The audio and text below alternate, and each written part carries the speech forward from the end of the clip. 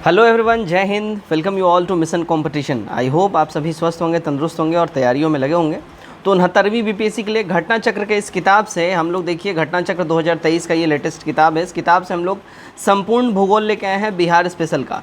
ये वीडियो ज़्यादा बड़ा नहीं होगा, इस वीडियो को आप लोग देखिए। और घटना चक्र इस किताब में जितने भी PYQ हैं, जितने भी प्रीवियस ईयर जो क्वेश्चंस रहे हैं, जो बिहार स्पेशल संबंधित जो बीपीएससी में पूछा गया है, उन सब का संकलन है। तो एक ही वीडियो में हमने संपूर्ण भूगोल हमने यहाँ पे कंपाइल कर दिया है। आप लोग इस वीडियो को देखिए। वीडियो अच्छा लगे वीडियो को शेयर करिएगा, चैनल सब्सक्राइब करिएगा, ठीक है। तो चलिए हम लोग वीडियो स्टार्ट करते हैं। हमारा यहाँ से आता है बिहार का भूगोल और इसको मैंने कर लिया आपके लिए जूम। चलिए, इतना काफ़ी है, हमने यहाँ पे इसको कर लिया जूम। चलिए, पहला सवाल हमारा क्या बोल रहा है, देखिएगा। बिहार के निम्नलिखित हिस्सों में से कौन सा हिस्सा भूतात्विक दृष्टि से अपेक्षाकृत पुराना है। देखिए, यहाँ पे अपेक्षाकृत जो पुराना है वो हो जाएगा, देखिए, खड़गपुर की पहाड़ियाँ। अपना सी करेक्ट हो जाएगा, है ना। खड़गपुर की पहाड़ियाँ धारवाड़ क्रम की हैं और रोहतास पहाड़ियाँ विंध्य क्रम की हैं। ध्यान रखिए इस बात का, है ना। तो हमारा सही आंसर हो जाएगा सी वाला। चलिए, यहाँ पे आप लोग इसका PDF हमारे चैनल पे डाल दिया जाएगा, टेलीग्राम चैनल पे। तो यहाँ पे पूरा डिटेलिंग भी आपको दिख जाएगा, आप लोग देख लीजिएगा, ठीक है। चलिए, नंबर 2 देखते हैं हम लोग क्या बोला जा रहा है। नंबर 2 में देखिए, जुलाई 2019 में बिहार के महापाषाणिक स्थान मेगालिथिक साइट के पहले प्रलेखन के लिए विशेषज्ञों ने निम्नलिखित में से किस जिले का दौरा किया था। यहाँ पे जो विशेषज्ञों ने जो दौरा किया था वो देखिएगा कैमूर जिले का किया था। बी हमारा यहाँ पे सही हो जाएगा। 2019 में ये कैमूर जिला में जो है ना महापाषाण स्थल की खोज की गई, है ना, ध्यान रखिएगा। चलिए, नंबर 3 हम लोग देखते हैं। नंबर 3 में बोला जा रहा है, देखिए 65वीं बीपीएससी में सवाल पूछा गया है, निम्नलिखित में से कौन सा जिला धारवाड़ भूस्तरीय रचना वाला नहीं है। धारवाड़ भूस्तरीय रचना वाला इनमें से कौन सा जिला नहीं है। तो इनमें जो करेक्ट हो जाएगा, देखिए, रोहतास आपका नहीं होगा, मुंगेर, जमुई और नवादा आपके हो जाएंगे। तो बिहार में भूस्तरीय संरचना वाला जिला दक्षिण पूर्व बिहार में आता है, ये ध्यान आपको रखना है। और रोहतास दक्षिण पश्चिम बिहार में आता है, इसलिए ये इस क्रम का नहीं होगा। इस क्षेत्र में विंध्य प्रकार की चट्टानें होती हैं और बिहार में विंध्य क्रम की चट्टानें कैमूर और सोन नदी घाटी में, यानी कि और रोहतास वाले रीजन में पाया जाता है, ठीक है। चलो आगे बढ़ते हैं हम लोग। अच्छा, आगे बढ़ने से पहले यहाँ पे एक आप लोग थोड़ा सा ध्यान दे दीजिएगा, ठीक है। छोटा सा अनाउंसमेंट है। देखिए, 69वीं बीपीएससी के लिए अगर आप लोग पेड प्रैक्टिस सेट में जुड़ना चाहते हैं, पेड प्रैक्टिस सेट में जुड़ने का फ़ायदा ये है कि जितने भी कोचिंग संस्थान हैं, जैसे आस्था, परफेक्शन, IAS, दृष्टि, रुटीरिया, इन सब जैसे जितने भी कोचिंग संस्थान हैं, तो ये सारे पेड जो इनका प्रैक्टिस सेट होता है ये आपको मिलेगा यहाँ पे, ठीक है। तो 69वीं बीपीएससी के लिए अगर पेड प्रैक्टिस सेट में आप लोग जुड़ना चाहते हैं, इस नंबर के ऊपर में आप लोग व्हाट्सएप पे मैसेज करिए और आप लोगों को ऐड कर लिया जाएगा। 1 टाइम पेमेंट आपको करना होगा 199 रुपये का। ये 1 टाइम पेमेंट करने के बाद PT तक ये ग्रुप लाइव रहेगा और उसमें जैसे जैसे हमारे पास प्रैक्टिस सेट अलग अलग कोचिंग संस्थान की आएंगी, सीधा इस ग्रुप में डाल दिया जाएगा। आप लोग वहाँ से डाउनलोड करके प्रिंट आउट निकाल के या जैसे मर्जी आप लोग उसको लगा सकते हैं। तो जुड़ने के लिए इस नंबर के ऊपर में आप लोग व्हाट्सएप पे मैसेज करेंगे और उसके बाद 199 का पेमेंट करके आप लोग उसमें जुड़ जाएंगे। एंड सिमिलरली बिहार दरोगा का भी स्टार्ट किया गया है। 40 सेट आप प्राप्त कर सकते हैं सिर्फ 51 रुपये के 1 टाइम पेमेंट के अंदर में, है ना। ज्ञान बिंदु और प्लेटफॉर्म इन सब का, तो आप लोग जिसमें भी चाहें, बिहार दरोगा हो या तो बीपीएससी हो, आप लोग इसमें जुड़ सकते हैं। चलिए, अब आता है हमारा नंबर 4। हाँ जी, क्वेश्चन नंबर 4 हमारा देखिए क्या बोला जा रहा है, क्या बोल रहा है। तो क्वेश्चन नंबर 4 हमारा बोल रहा है, बिहार के निम्न जिले में किस जिले में ही पिडमोंट स्वैम्प मिट्टी पाई जाती है। पिडमोंट स्वैम्प मिट्टी कहाँ पाई जाती है। देखिए, ये पश्चिमी चंपारण में आपको बिहार में जो है ना पिडमोंट स्वैम्प मिट्टी पाई जाएगी। बिहार में 3 प्रकार की मिट्टी होती है, पिडमोंट स्वैम्प, उसके बाद दलदली होती है, ध्यान रखिएगा, दलदली मिट्टी एक होती है और ये पश्चिमी चंपारण में पड़ता है, और एक होता है तराई मिट्टी जो नेपाल वाले सीमा एरिया में पड़ता है, ठीक है। तो ध्यान रखिएगा।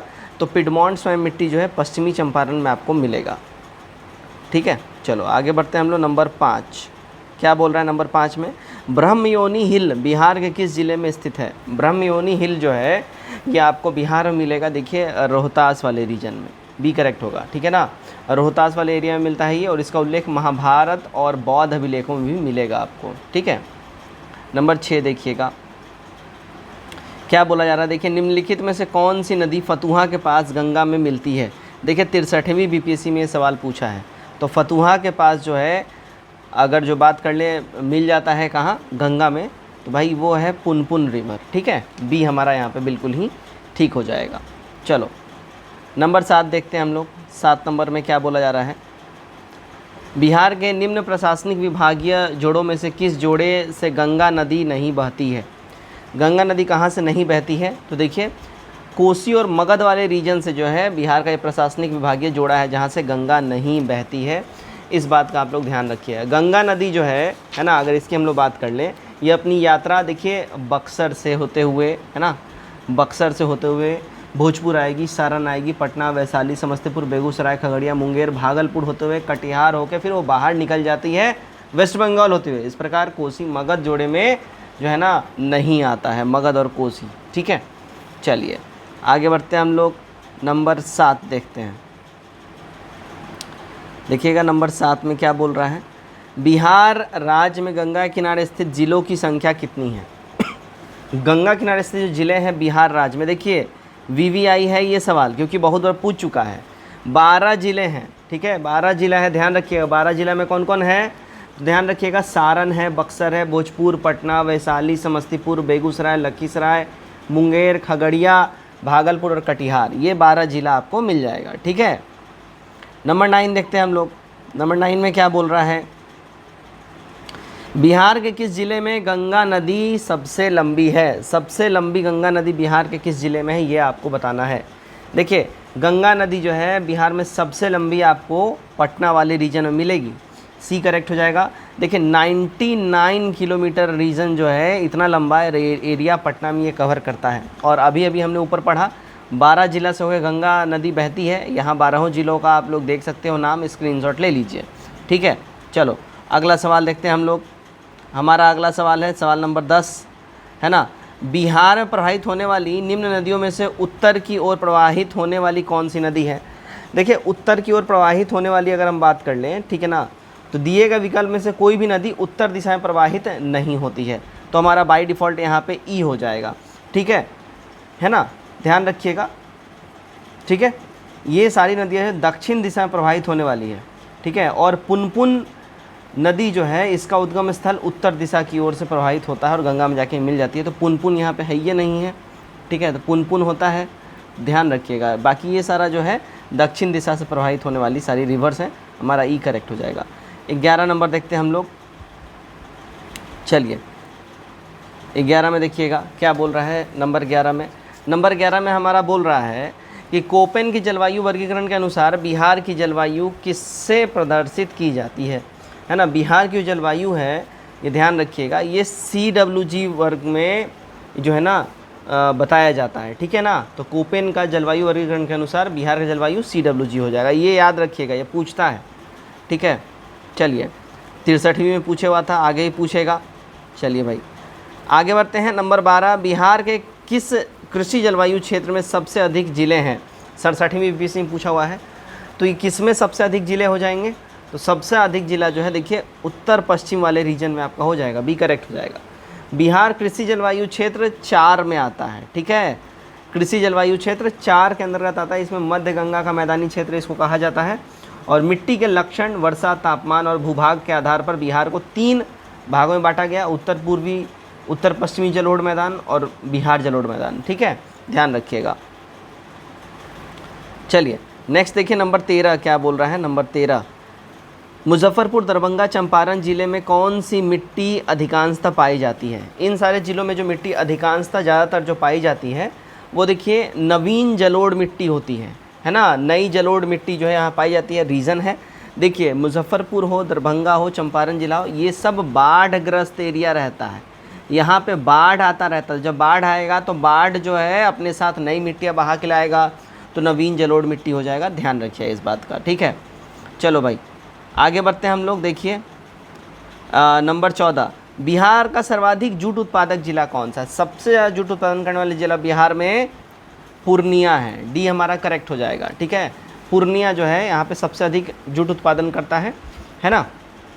इसकी उपज के लिए उच्च आर्द्र और उच्च तापमान वाला एरिया चाहिए। उपजाऊ जलोढ़ मिट्टी हल्की वर्षा 105 से 115 मिलीमीटर तक होना कंपलसरी है, तभी इसका खेती जो है बढ़िया हो पाएगा। ठीक है ना। चलो नंबर अब 15 देखते हैं हम लोग क्या बोल रहा है। नंबर 15 देखिएगा क्या बोल रहा है। देखिए प्रधानमंत्री नरेंद्र मोदी ने हाल ही में मंडल बांध परियोजना की नींव किस नदी पर बनाने की रखी है। मंडल बांध परियोजना, देखिए इसका बहुत बार जिक्र हुआ है और ये 65वीं भी से पूछा हुआ है, 68वीं में भी जहाँ तक मुझे याद आ रहा है शायद पूछा था। देखो करेक्ट हो जाएगा हमारा, है ना, उत्तरी कोयना रिवर पे इन्होंने ये रखा है। ठीक है, डी हमारा यहाँ पे एब्सोल्युटली करेक्ट हो जाएगा। नंबर 16 देखिएगा क्या बोला जा रहा है। नंबर 16 में बोल रहा है, देखिए त्रिवेणी नहर किस नदी पर निर्मित है। त्रिवेणी नहर जो है आपको किस रिवर पे बना हुआ है ये पूछा जा रहा है। देखिए त्रिवेणी नहर जो है आपको कहाँ मिलेगा, तो गंडक रिवर पे आपको मिलेगा त्रिवेणी रिवर। ठीक है, तो हमारा 16 का सी एब्सोल्युटली करेक्ट हो जाएगा। ठीक है, 17 देखते हैं। कैमूर पठार किसके लिए प्रसिद्ध है। कैमूर का जो पठार है ये किस लिए फेमस है, किस लिए प्रसिद्ध है। कैमूर का जो पठार है देखिए ये चूना पत्थर के लिए काफ़ी ज़्यादा फेमस है कैमूर का पठार। ठीक है, कैमूर पठार रोहतास और कैमूर ज़िले में स्थित है। यह पठार जो है चूना पत्थर और बलुआ पत्थर से निर्मित है और इस पठार के चूना पत्थर के आधार पर बंजारी में सीमेंट उद्योग भी यहाँ पे इस्टेब्लिश्ड किया गया हुआ है। ठीक है, चलो आगे बढ़ते हैं। नंबर 18 देखते हैं क्या बोला जा रहा है। देखिए निम्नलिखित झीलों में कौन सी बिहार में निर्मित स्थित है, माफ़ कीजिएगा, बिहार में स्थित इन सारे झीलों में से अनुपम झील है। ए करेक्ट हो जाएगा, है ना। ये अनुपम झील कहाँ है, अनुपम झील ध्यान रखिएगा कैमूर में है। कहाँ है, कैमूर में है। ठीक है, ध्यान रखिएगा कैमूर में ये स्थित है और यह झील कैमूर वन्यजीव अभयारण्य की सीमा में स्थित है। ठीक है, चलिए भाई आगे हम लोग बढ़ते हैं। नंबर 19, हाँ जी चलिए। उत्तर बिहार किसके लिए प्रसिद्ध है, क्यों फेमस है उत्तर बिहार। देखिए उत्तर बिहार जो फेमस है बाढ़ के लिए। ठीक है ना, उत्तर बिहार यानी कि जो ये ऊपरी सीमा जो है बिहार का, यहाँ पे आपको पूर्वी चंपारण, पश्चिमी चंपारण, मुजफ्फरपुर, सीतामढ़ी, दरभंगा, ये सब जो रीजन आता है बाढ़ ग्रस्त ये सारे एरिया हैं। और कहाँ से सारा पानी आता है, देखो इसके ऊपर में है यहाँ पे नेपाल, यहीं से सारा पानी यहाँ पे आता है इसमें। ठीक है, ध्यान रखिएगा, इसीलिए सारा बाढ़ ग्रस्त रीजन है। चलो नंबर 20 देखते हैं क्या बोला जा रहा है। देखिए बिहार के क्षेत्रफल में बोई गई भूमि का प्रतिशत डैश है। तो बोई गई भूमि का प्रतिशत की अगर बात करें, देखिए ये वाला थोड़ा सा सवाल पुराना है, 21-22 का पूछा हुआ है, तो 77.9% है। ये आपके रेलेवेंस का नहीं है ये सवाल, तो आगे हम लोग बढ़ते हैं, है ना। करंट का ये सवाल है और पुराना है ये। चलो बिहार में कोयले का अनुमानित भंडार कितना है। बिहार के अंदर में कोयले का अनुमानित भंडार की बात कर लें तो जो अनुमान है वो है, देखिए लगभग 16 करोड़ टन जो है बिहार में कोयले का रिज़र्व है। ठीक है, ध्यान रखिएगा, अंग्रेजी में बोलेंगे तो 160 मिलियन टन। ठीक है, अंग्रेजी में हम लोग इसको ये बोलेंगे 160 मिलियन टन रिज़र्व बिहार के पास में है। 22 देखते हैं हम लोग क्या बोल रहा है। 22 में देखिए बिहार में कितना वर्ग मीटर वन क्षेत्र है। बिहार में वन क्षेत्र की अगर हम बात कर लें कितने वर्ग मीटर में है, ठीक है, तो यहाँ पे देखिएगा जो अभी लेटेस्ट डाटा के हिसाब से अगर हम लोग बात कर लेंगे, देखिएगा यहाँ पे तो यहाँ ऑप्शन जो दिया गया है विकल्प दोनों गलत है, ऑप्शन और विकल्प। ठीक है, इस प्रश्न का सही उत्तर विकल्प के रूप में देना संभव नहीं है। बिहार में वन क्षेत्र की सही वस्तु स्थिति इस प्रकार है। भारत वन स्थिति रिपोर्ट 2021 यानी ISFR रिपोर्ट के हिसाब से यहाँ बात हो रहा है। इस हिसाब से बिहार का कुल रिकॉर्ड क्षेत्र देखिए 7442 वर्ग किलोमीटर है, जो बिहार के कुल भौगोलिक क्षेत्रफल का 7.90% होता है। ठीक है, क्लियर। तो यहाँ पे ये सारा डाटा है, आप देख सकते हैं। चलिए 23 देखिएगा क्या बोला जा रहा है। 23 में बिहार राज्य के कुल भौगोलिक क्षेत्र की तुलना में समस्त वन क्षेत्र का प्रतिशत कितना है। समस्त वन क्षेत्र का प्रतिशत की हम लोग बात कर लें तो भैया देखिए समस्त वन क्षेत्र हो जाएगा आपका 7.84%, जो कि ऑप्शन में नहीं है, हमारा ई हो जाएगा यहाँ पे। ठीक है, चलिए 24 देखिएगा क्या बोल रहा है। निम्नलिखित में से कौन सा जिला सबसे अधिक घने पतझड़ वाले वन क्षेत्र से घिरा है। सबसे अधिक घने पतझड़ वाले वन क्षेत्र से जो जिला घिरा हुआ है अगर उसकी बात करें वो अपना हो जाएगा, देखिए कौन, पश्चिमी चंपारण। ठीक है, हमारा ए यहाँ पे एब्सोल्युटली करेक्ट हो जाएगा। पश्चिमी चंपारण की अगर हम लोग बात कर लें, ठीक है, तो प्रश्न काल और वर्तमान में पश्चिमी चंपारण सबसे ज़्यादा पतझड़ वनों से घिरा हुआ है। भारत वन स्थिति रिपोर्ट 2021 का डाटा के हिसाब से अगर हम बात कर ले, यहाँ पे 904.66 वर्ग किलोमीटर एरिया में आपको वन दिखेगा, ध्यान रखिएगा, ठीक है।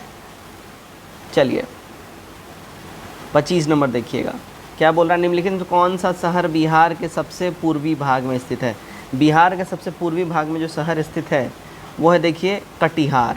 पूर्वी भाग मतलब इधर वाला रीजन का बात हो रहा है ना, इधर वाले रीजन का, तो सबसे पूर्वी भाग में अपना कटिहार हो जाएगा, ठीक है, क्लियर। और आगे देखिए इसका डिटेल हम आपको थोड़ा सा दिखाते हैं।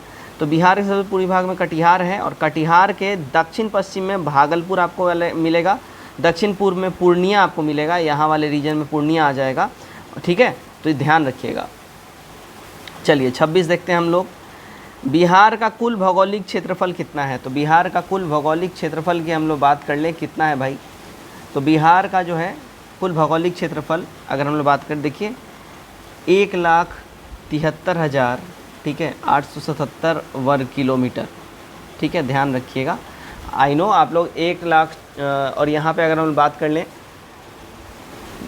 तत्कालीन बिहार, उस समय की बात हो रही है, कब की बात हो रही है, ठीक है, बिहार का कुल भौगोलिक क्षेत्रफल, ये बात हो रही है, देखिएगा, जब डिवाइड नहीं हुआ था झारखंड से बिहार, ठीक है ना, ये साल 2000 पहले से बात हो रही है। 15 नवंबर साल 2000 में बिहार से झारखंड अलग हुआ, तो उस समय झारखंड और बिहार का रीजन मिला के 1,73,877 होता था। लेकिन अब खाली बिहार का बात करें तो देखिए 94,163 वर्ग किलोमीटर अभी करेंट हो जाएगा, ठीक है, बिहार का क्षेत्रफल। ये ओरिजिनल अभी जो बिहार जिस स्थिति में है उस स्थिति में इतना है, ठीक है। 27 देखिएगा। हाँ, संसार का सर्वोत्तम खनिज अभ्रक प्राप्त होता है। संसार का सर्वोत्तम खनिज अभ्रक जो है अगर हम बात कर लें, ये देखिए हजारीबाग से प्राप्त होता है, बी करेक्ट हो जाएगा।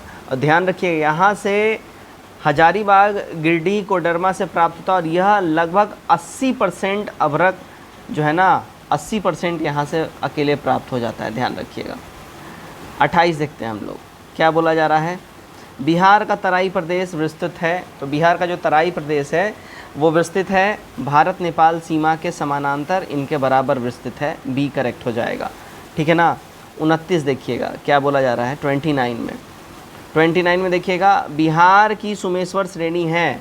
तो बिहार की जो सुमेश्वर श्रेणी है ना, इन सब से नहीं है, पारस पहाड़ी से भी नहीं है, राजमहल से भी नहीं है, और खड़गपुर पहाड़ी से भी नहीं है। सुमेश्वर श्रेणी और शिवालिक श्रेणी का निर्माण एक ही काल में प्लिस्टोसिन काल में हुआ है। कब हुआ है?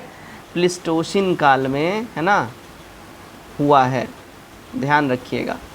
तो एक ही काल में ये हुआ है, और इसलिए ध्यान रखिएगा ये सारी पहाड़ियाँ जो हैं इनमें से ये नया है। 30 देखिएगा, नंबर 30, मुंडा जनजाति अधिकांशतः बसती है या बसी है। तो मुंडा जनजाति अधिकांशतः बसी हुई है, देखिए अपने बिहार वाले रीजन में, डी करेक्ट हो जाएगा। कटिहार, रांची, पश्चिमी सिंहभूमि, पलामू। तो जिस समय झारखंड अलग नहीं हुआ था उस समय की बात करें तो सारा जो है आपको इधर मिल जाएगा। मुंडा जो है झारखंड में आपको जो है ना देखने मिलेगा, ध्यान रखिएगा, ठीक है। ये देखिए सवाल है 38वीं बीपीएससी 92-93 का, इसलिए ये पुराना सवाल है, ठीक है। आगे बढ़ते हैं हम लोग।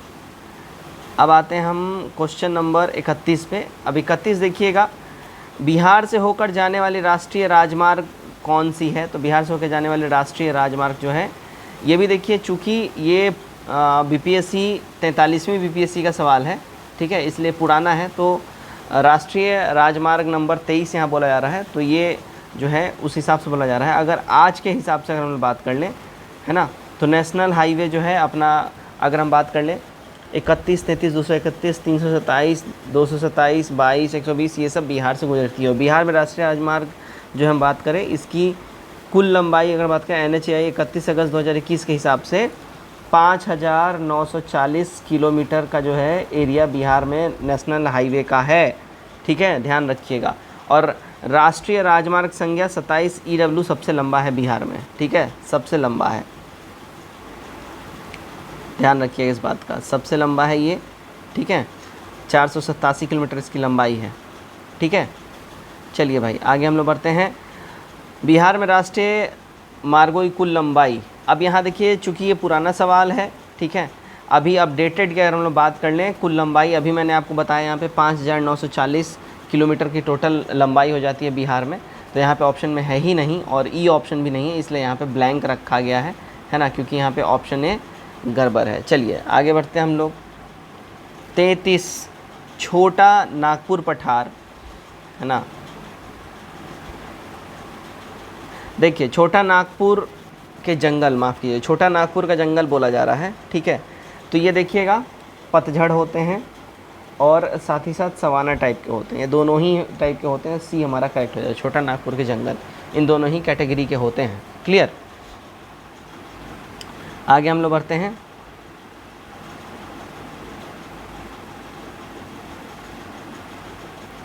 हाँ जी, देखिएगा बिहार में भारी मशीन निर्माण प्लांट कहाँ पे स्थित है। बिहार में भारी मशीन निर्माण प्लांट की अगर हम लोग बात कर लें, यह आपको रांची में मिलेगा। कहाँ मिलेगा? रांची के अंदर में। हैवी इंजीनियरिंग कॉरपोरेशन लिमिटेड की स्थापना 1958 में हुआ था, उसी के तहत आपको ये सारे जो है मशीन वगैरह मिलेंगे। चलिए आगे बढ़ते हैं हम लोग।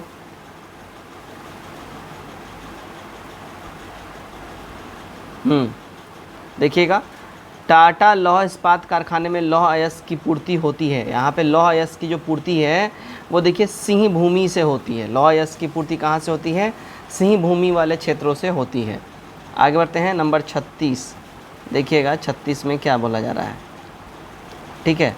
निम्न में से किस जिले में बिहार का एकमात्र राष्ट्रीय उद्यान स्थित है? एकमात्र बिहार का जो राष्ट्रीय उद्यान है यह आपको पश्चिमी चंपारण मिलेगा, ठीक है। और वो कौन सा है एकमात्र राष्ट्रीय उद्यान? तो वो है देखिए वाल्मीकि राष्ट्रीय उद्यान, ठीक है।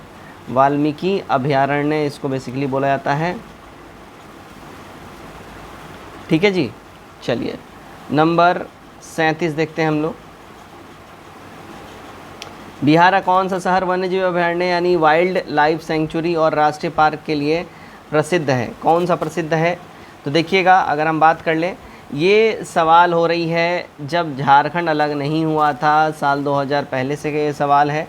ये 44वीं बीपीएससी प्री 2000 में पूछा गया है। तो 2000 से पहले अगर हम बात करें, बिहार और झारखंड जिसमें संयुक्त था उसमें हजारीबाग में वन्यजीव अभयारण्य था और राष्ट्रीय पार्क ये दोनों ही थे। वर्तमान में हजारीबाग झारखंड का हिस्सा हो गया, इसलिए अब ये जो है नहीं होगा, है ना, ध्यान रखिएगा। और बिहार में एकमात्र कौन सा है? वाल्मीकि अभयारण्य है, ये पश्चिमी चंपारण में। ऑप्शन में पश्चिमी चंपारण है, ये नहीं है, तो हमारा ये हो जाएगा, ठीक है। चलिए नंबर 38 देखिएगा क्या बोला जा रहा है। नंबर 38 में देखिए क्या बोल रहा है 38 में, निम्नलिखित में से कौन सा वन्यजीव अभयारण्य बिहार के मुंगेर जिले में स्थित है? बिहार के मुंगेर जिले में इनमें से कौन सा स्थित है भाई? तो भीम बांध आपको मिलेगा बिहार के मुंगेर जिले में, ठीक है ना। तो भीम बांध वन्यजीव अभयारण्य, इसकी स्थापना 1976 में किया गया था, ध्यान रखिएगा इस बात का, है ना। और बिहार में मुंगेर ज़िले में इसकी स्थापना हुई थी, देखिएगा, ठीक है। इसका जो टोटल क्षेत्रफल है 688.99 वर्ग किलोमीटर का है ना। और यहाँ पे वाल्मीकि वन्यजीव अभयारण्य पश्चिमी चंपारण का हिस्सा हो जाएगा, गौतम बुद्ध पक्षी अभयारण्य गया जिले में है और राजगीर वन्यजीव अभयारण्य नालंदा जिला में है। ये सारा ध्यान रखिएगा। 39 निम्नलिखित में कौन सा स्थान बिहार में वन्यजीव यानी वाइल्ड लाइफ के लिए प्रसिद्ध है? वाइल्ड लाइफ के लिए बिहार में जो एरिया प्रसिद्ध है अगर उसकी बात कर लें, है ना, तो वो अपना हो जाएगा बोध गया। बी हमारा यहाँ पे बिल्कुल ही सही हो जाएगा। चलिए 40 नंबर देखते हैं हम लोग क्या बोल रहा है 40 में। कोयले पर चलने वाली 3 थर्मल पावर स्टेशन जो बिहार में स्थित है इस प्रकार है। तो वो 3 पावर स्टेशन हो जाएगा, देखो, बोकारो, चंद्रपुर और संतलाडी, ठीक है। ये देखिए 43वां बीपीएससी का पूछा हुआ है, यानी कि डिवाइडेशन से पहले का, है ना, जब बिहार और झारखंड अलग हुआ था उससे पहले का है, इसलिए आप लोग यहाँ बोकारो का नाम पढ़ रहे हैं, ठीक है। लेकिन करंट में ये अब उधर हिस्सा हो गया किसका? रांची का। वर्तमान में बिहार में देखिएगा बरौनी, बाढ़ और कहलगांव कोयला आधारित थर्मल पावर है, ठीक है। बरौनी, बाढ़ और कहलगांव, ठीक है। चलिए भाई आगे बढ़ते हैं। 41 नंबर देखिएगा। बिहार में मैथन उत्पादन करता है, बिहार में मैथन उत्पादन करता है जल शक्ति। बी हमारा यहाँ पे करेक्ट हो जाएगा, ठीक है। चलो नेक्स्ट सवाल देखिएगा 42 नंबर। क्या बोला जा रहा है? पुराना बिहार का कितना प्रतिशत ज़मीन लेकर झारखंड राज्य बना है? तो झारखंड जो है राज्य पुराने बिहार से 45.85% ज़मीन लेके अलग बना है। जिस समय बिहार पूरा अपने संपूर्ण रूप में था, यानी झारखंड भी इसमें इंक्लूडेड था। उस समय 1,73,877 वर्ग किलोमीटर एरिया में ये फैला हुआ था, ध्यान रखिएगा, है ना। 15 नवंबर साल 2000 को ये अलग हुआ और बिहार से जो है ना झारखंड 79,714 वर्ग किलोमीटर क्षेत्र लेके अलग हो गया। ध्यान रखिएगा इस बात का, वेरी इंपॉर्टेंट है। चलिए आगे बढ़ते हैं हम लोग। 43 नंबर देखिएगा, झारखंड बनने के बाद बिहार में लगभग कितने ज़िले रह गए। झारखंड बनने के बाद बिहार में अगर हम बात कर लें, ज़िलों की संख्या 37 रह गई। अभी करेंटली नया नवेला ज़िला बना है तो 38 ज़िले अब टोटल बिहार में हो गए हैं, लेकिन जब ये अलग हुआ था 37 था, ठीक है ना। और नया नवेला 38वां ज़िला कौन सा है, वो है अरवल। ध्यान रखिएगा, सबसे नया लेटेस्ट ज़िला है ये अरवल। क्लियर, अगस्त 2001 में जो है जहानाबाद को अलग करके इसको बनाया गया था। चलिए भाई आगे बढ़ते हैं। 44 नंबर क्या बोला जा रहा है, देखिए बिहार की सिंचाई क्षमता अंततः कितनी है। तो बिहार की सिंचाई क्षमता की अगर हम लोग बात कर लें, बिहार की सिंचाई क्षमता देखिए 89.20 लाख हेक्टेयर बिहार की सिंचाई क्षमता है। ये हमारा यहाँ पे बिल्कुल ही सही हो जाएगा। आगे बढ़ते हैं हम लोग। 45 देखिएगा क्या बोल रहा है, मूरी जाना जाता है, मूरी जो है ये जाना जाता है एल्युमिनियम प्लांट के लिए। बी हमारा यहाँ पे करेक्ट हो जाएगा। मूरी हिंडाल्को का एल्युमिनियम शोधन संयंत्र है और करेंटली ये झारखंड का हिस्सा है, ठीक है, ध्यान रखिएगा, झारखंड का ये हिस्सा है। आगे बढ़ते हैं, नंबर 46 देखते हैं हम लोग। 46 में देखिए कौन सा प्रमुख उद्योग मूरी में स्थापित है। अभी अभी हमने बात किया, मूरी में एल्युमिनियम उद्योग स्थापित है, ठीक है, और ये झारखंड का भी हिस्सा हो गया है, ठीक है, झारखंड में है, तो हमारा ये करेक्ट हो जाएगा।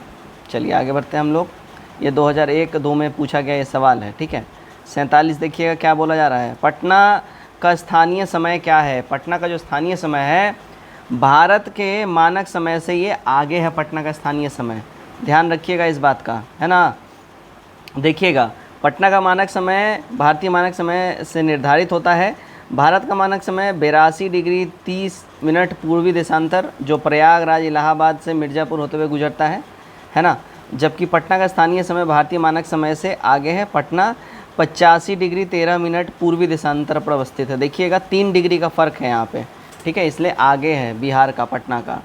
चलिए 48 देखिएगा क्या बोल रहा है, जुलाई 2018 तक पटना ज़िला बिहार के कितने ज़िलों से सीमाबद्ध था। तो कितने ज़िलों से सीमाबद्ध था, देखिए 9 ज़िलों से था, ठीक है ना। हमारा 48 का सी एब्सोल्युटली करेक्ट हो जाएगा। चलिए 49 देखिएगा क्या बोला जा रहा है। 49 में बिहार में कृषि योग्य भूमि का कितना प्रतिशत भाग सिंचित है। तो कितना प्रतिशत भाग बिहार में कृषि योग्य भूमि का सिंचित है, देखिएगा 50% एरिया जो है ना, 50% से अधिक एरिया सिंचित है, ठीक है। 56.03 लाख हेक्टेयर भूमि, ठीक है। चलिए आगे बढ़ते हैं हम लोग। नंबर 50 देखिएगा क्या बोला जा रहा है। 50 में पूर्व में बंगाल का दुख यानी सौर ऑफ बंगाल कही जाने वाली बिहार से उद्गम होने वाली नदी कौन सी है, यानी बिहार का शोक किसको कहा जाता है। तो देखिए पूर्व में यानी जिस समय ये डिवाइड नहीं हुआ था, विभाजन नहीं हुआ था, दामोदर रिवर को कहा जाता था, है ना।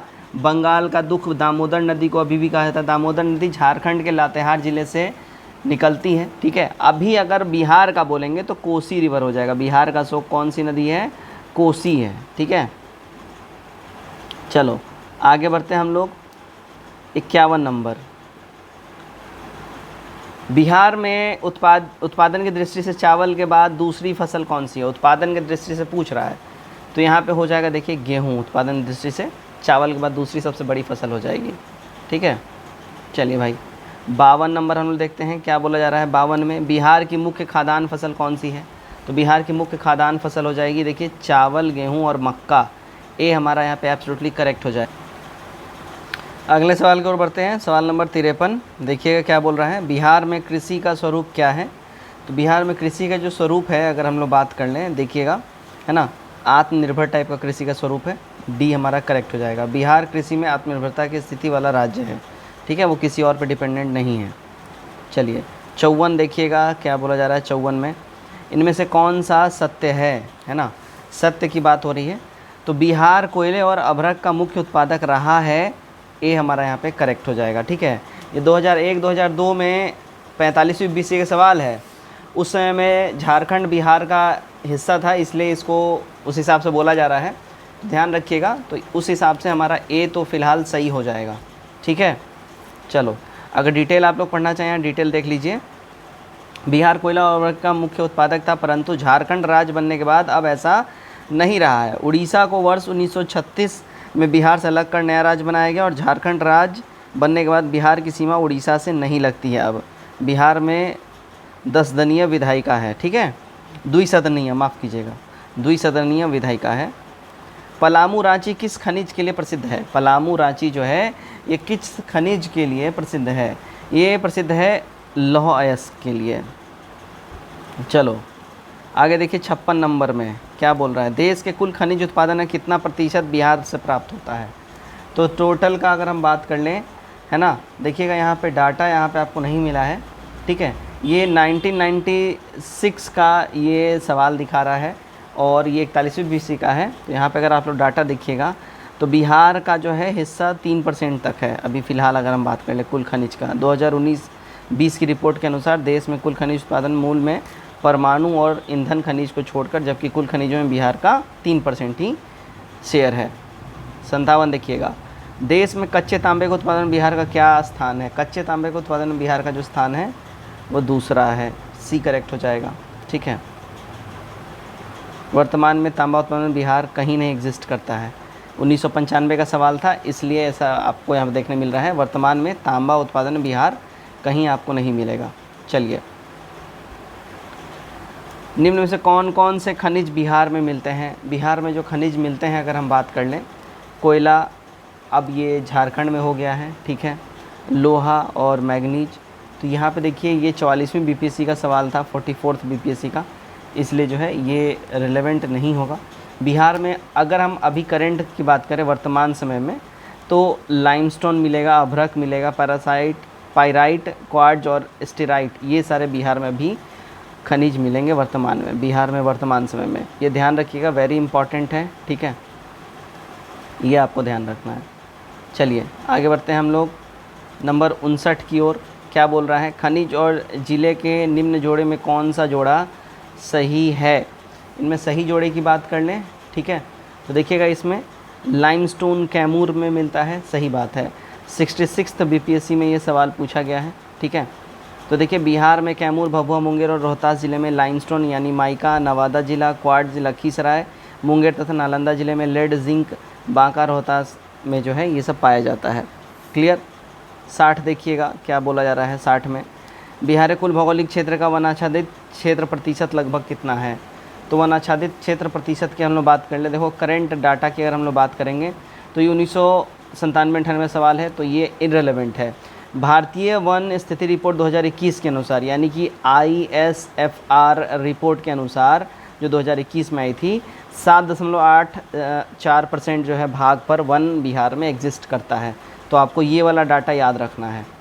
61 देखिएगा क्या बोला जा रहा है। 61 में बिहार में लौह अयस्क प्राप्त होता है, तो बिहार में जो लौह अयस्क है वो देखिए सिंहभूमि जिले से प्राप्त होता है। डी हमारा यहाँ पे करेक्ट हो जाएगा। ठीक है, क्लियर। लौह अयस्क झारखंड उस समय का जो बिहार था, सिंहभूमि क्षेत्र, वहाँ से प्राप्त होता था। तत्कालीन परिस्थिति में ये वाला ऑप्शन डी जो है ये नहीं होगा। वर्तमान में बिहार में लौह अयस्क उत्पादन नहीं है, तो ध्यान रखिएगा। अगर अभी करंट सिचुएशन की बात करें तो बिहार में लौह अयस्क पाया नहीं जाता है, यह आपको ध्यान रखना है। This is very important. ठीक है, चलिए 62 देखिएगा क्या बोल रहा है। बिहार में भारत में बिहार अग्रणी उत्पादक है, तो भारत में बिहार जो है अग्रणी उत्पादक है चूना पत्थर का। डी हमारा करेक्ट हो जाएगा। ठीक है, चूना पत्थर का अग्रणी उत्पादक है, सर्वाधिक चूना पत्थर का उत्पादन होता है बिहार में। ठीक है, चलो 63 देखते हैं हम लोग क्या बोल रहा है। भारत में निम्नलिखित उत्पादन में बिहार का एक अधिकार है। अभी भी हमने देखा पाइराइट, चूना पत्थर हो जाएगा, सी करेक्ट हो जाएगा। 64 देखिएगा क्या बोला जा रहा है। बिहार में किस ज़िले में अभ्रक का भंडार है? तो बिहार में अभ्रक का भंडार आपको कहाँ मिलेगा, है ना? तो देखिए नवादा ज़िले में मिलेगा। कहाँ पे? नवादा में। ऑप्शन में है ये नहीं है नवादा, ई मार दीजिए। ठीक है, नवादा में अभ्रक का भंडार मिलेगा बिहार में। ठीक है, चलो आगे देखते हैं हम लोग 65 नंबर।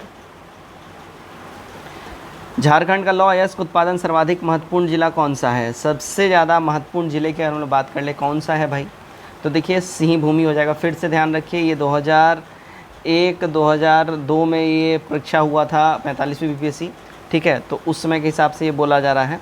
अभी देखिएगा झारखंड में सिंहभूमि लौह क्षेत्र अयस्क का उत्पादन सबसे ज़्यादा महत्वपूर्ण स्थान रखता था, ठीक है ना। चलिए 66 देखिएगा। उद्योग और स्थान के निम्न जोड़े में कौन सा सही जोड़ा नहीं है? इनमें सही जोड़ा नहीं की बात कर लें, देखिए रेड डिब्बा और अभियांत्रिकी भागलपुर ये गड़बड़ है, ठीक है। रेल डिब्बा और अभियांत्रिकी उद्योग आपको मुजफ्फरपुर में, भागलपुर में नहीं है, ठीक है, ध्यान रखिएगा, ठीक है ना। चलिए आगे बढ़ते हैं हम लोग। 67 क्या बोल रहा है? 67 बिहार राज्य अवस्थित है निम्नलिखित देशांतर या लॉन्गिट्यूड के ऊपर में, है ना। अभी हमने थोड़ी देर पहले ऊपर पढ़ा है, तो ये कहाँ पे अवस्थित है? देखिए इनमें से कोई भी नहीं होगा। अगर हम बिहार की बात कर लें, देखिए बिहार राज्य, तो देखिएगा यहाँ पे बिहार राज्य 83 डिग्री 19 मिनट 50 सेकंड पूर्व से लेकर 88 डिग्री 17 मिनट 40 सेकंड पूर्वी देशांतर मध्य में स्थित है, तो हमारा डी हो जाएगा, इनमें से कोई नहीं होगा, ठीक है ना। चलिए जी 68 देखिएगा। बिहार की सीमा से लगने वाले भारत के राज्यों की संख्या कितनी है? तो बिहार की सीमा से लगने वाले, है ना, विभाजन के बाद की अगर हम बात कर ले, बिहार की सीमा से स्पर्श करने वाले भारतीय राज्य कौन कौन हो जाएंगे? तो यूपी हो जाएगा, वेस्ट बंगाल हो जाएगा और झारखंड हो जाएगा, है ना। तीनों को लगता है और ऊपर में इधर नेपाल लगेगा, ध्यान रखिएगा आप लोग, ठीक है ना। तो यहाँ पे 4 होता है, एक वो इंटरनेशनल बॉर्डर बिहार शेयर करता है और इधर 3 स्टेट्स के साथ बिहार लगता है, क्लियर। चलिए भाई आगे बढ़ते हैं। ये विभाजन के बाद का स्थिति है। बिहार में दामोदर प्रवाहित होती है, देखिए बिहार में जो दामोदर नदी है वो प्रवाहित होती है एक भ्रंश घाटी में, बी हमारा करेक्ट हो जाएगा, ठीक है। दामोदर जिला जिसको बंगाल का शोक कहा जाता है, यह इसका उद्गम जो है छोटा नागपुर पठार से होता है, यह एक भ्रंश घाटी से होकर प्रवाहित होती है। 70 देखिए क्या बोल रहा है, नंबर 70 निम्नलिखित नदियों में कौन बिहार में गंगा से मिलती है? तो बिहार में गंगा से मिलने वाली नदियों की बात कर ले, इसमें हो जाएगा, देखिए कौन सा हो जाएगा? गंडक, सोन, घाघरा, पुनपुन सब मिलेगा, ए करेक्ट हो जाएगा। 71 देखते हैं हम लोग। हाँ, बिहार का पहला रामसर स्थल कौन सा है? तो बिहार का पहला रामसर स्थल की बात कर लें, कंवर झील हो जाएगा, सी करेक्ट हो जाएगा। बिहार का ये पहला रामसर स्थल है, कौन सा? कंवर झील, क्लियर है ना। अब देखिएगा इसका थोड़ा सा डिटेल आप लोग पढ़ लीजिए। देखिए जुलाई 2020 में कंवर ताल या कांवर झील बिहार का पहला रामसर स्थल घोषित किया गया 2020 में। यह झील बिहार के बेगूसराय ज़िले में स्थित है और 2022 तक भारत के कुल रामसर स्थल 49 हो गए थे। अभी करेंटली अगर हम बात कर ले शायद 52 हैं, मुझे एक बार कंफर्म कर दीजिएगा करेंटली बिहार में कितने रामसर साइट्स हैं। 72 देखिएगा छोटा नागपुर में प्रारंभिक स्तर पर अर्थव्यवस्था आधारित थी, तो छोटा नागपुर में प्रारंभिक स्तर पे जो अर्थव्यवस्था आधारित थी वो केवल वनों पे थी, फॉरेस्ट पे थी, ठीक है, ध्यान रखिएगा।